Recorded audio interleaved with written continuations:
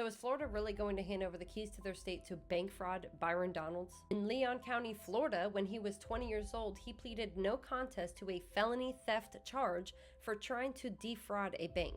He received 2 years of probation for this incident. Then we fast forward 15-ish years and he's a Florida House representative fighting to raise the bar for these exact same felony theft charges that he received. His first proposal was to raise it from $300, which has not been changed in the state of Florida since 1986, to $1,500. They ended up compromising for $750. So thank you, Byron, for helping protect the criminals from getting nailed the same way you did. So Fraud and Byron seem to know each other pretty well because coincidentally, just back in 2023, he voted to ban proxy voting. He said it was fraud and shady as hell. So fast forward not even 2 years later, Byron's too busy in California casting a TV show instead of casting his votes in DC. So instead he had a woman named Kat Kamak voting twice in place for him. Which, by the way, coincidentally is the same lady that was sitting on like the Democrat side but standing up and clapping for everything that Donald Trump said at the State of the Union speech. The first vote was to recommit the bill so that Democrats had a chance to revise it or cancel it.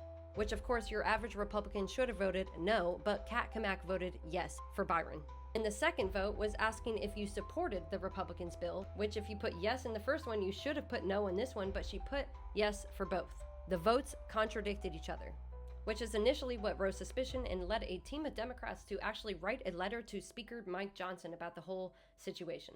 Literally calling out Byron Donalds for voter fraud, like you know it has to be bad when Democrats admit that it's voter fraud.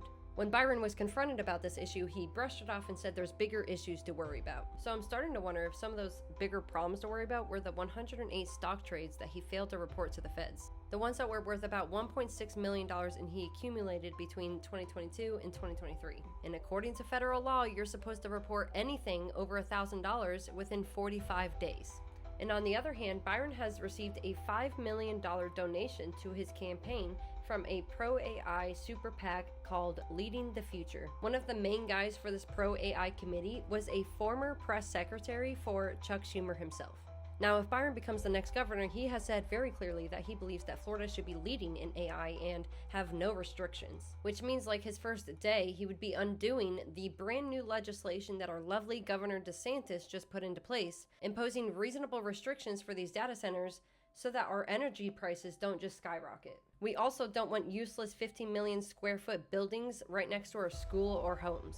And that's exactly what these restrictions are about, that Byron would be undoing in order to fulfill his little agreement with Leading the Future. Florida needs somebody who is going to continue to show up and do the job, just like DeSantis did.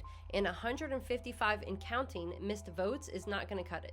And if you made it to the end of this video, like, repost, and follow me if you're not already. And most importantly, if you're in the state of Florida, start looking up Paul Renner, because that's who I'm voting for.